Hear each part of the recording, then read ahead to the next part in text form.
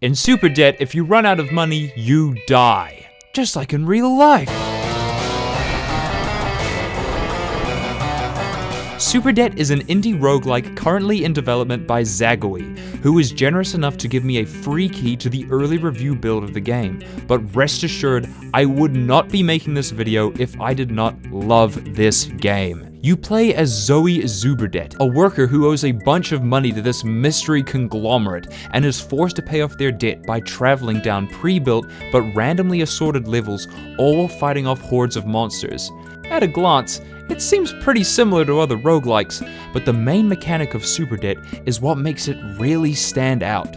Money is everything. And I mean literally everything. It costs money to attack, it costs money to dodge. Getting hit causes you to lose half of your money for healthcare. The air everywhere is impure, so you are constantly losing money by filtering it.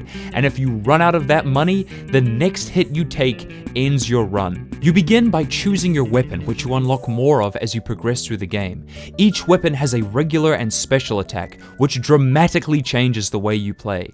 You start out with the gun and bat, giving you a short distance range attack and a large swinging melee which reflects enemy bullets. Knife on a String is essentially the opposite of this, giving you a very fast hitting melee attack and a slower range attack.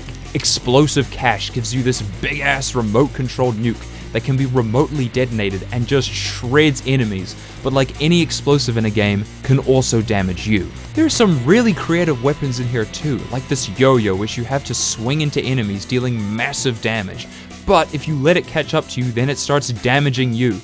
I think the craziest has got to be this deck of cards where you make poker hands and then throw them out, which do more damage based on the hand you play. Like, if you have the coordination to use this thing, you really are a gamer. Using your weapon, you then progress down pre-made levels that appear in a random order, taking out all the enemies on the floor to progress. The lower you go, the more challenging it becomes to avoid damage. The stages start getting filled by obstacles you have to carefully navigate, and sometimes it's impossible to avoid getting hit just by moving, which is when you use your time out ability. By holding shift, you become invincible and gain a whole lot of speed, allowing you to slip out of harm's way.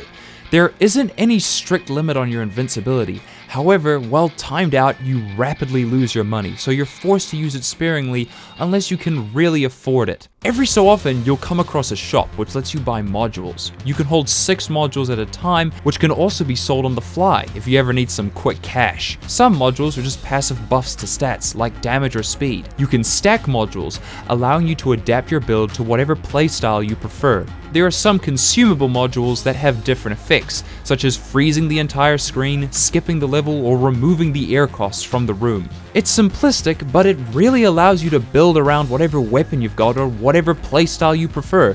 For example, you could get a bunch of defense modules and lose less money when you get hit, or you could instead get a bunch of growth modules, letting you earn more money from everything instead. I think one of my favorite parts of this game is how much you are rewarded for efficient gameplay. It's common for roguelikes to reward the player for playing well, but you normally have plenty of other opportunities to power up your character by spending money you earn at shops. However, in Super Debt, your money is literally tied to your performance. Similar to Deltarune, when projectiles or enemies get close, you see your soul, which is your player's actual hitbox. The precise movement and clearness of what damages you really lets you master the game. The extra reward you get for playing well is that ability to buy lots of modules at the same time, and being able to use your invincibility more often. It's a system that is constantly rewarding and punishing the player. You can get enough money to the point where the cost for timing out isn't even a concern anymore. But with every hit halving your money, one wrong move can send you spiraling back downwards. Inevitably, you're gonna die, but instead of starting from scratch, you're sent to your desktop. Here, you can spend crypto that you earn based on how far you got on your last run to buy various things, including these rocks, which give you materials that can be used to craft modules, letting you start new runs with a slight advantage, technically making this game a roguelite. Although, aside from being able to buy a new weapon and gain a few more spaces for your starting items, there really isn't much character progression to be seen here, so I don't really think it qualifies for the genre. The main issues I have with the game are all just due to the game being in early access. Like, I really want to see more.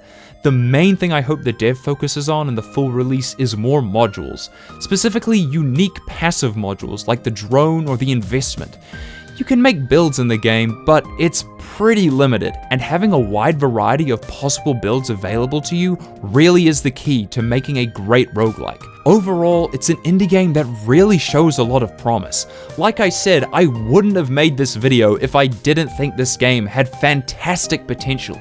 It's challenging but fair, it's fun to learn and master, the idea is so unique, it has lots of dark themes but knows how to brighten the mood with that indie charm, like these human verification minigames that can earn you extra money on your run. Once again, thanks to the dev for giving me a key to this game, and if you want to give it a try, I'll link the demo in the description.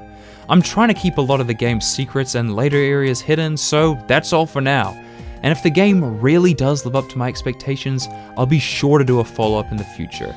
And I am very confident that I won't be disappointed.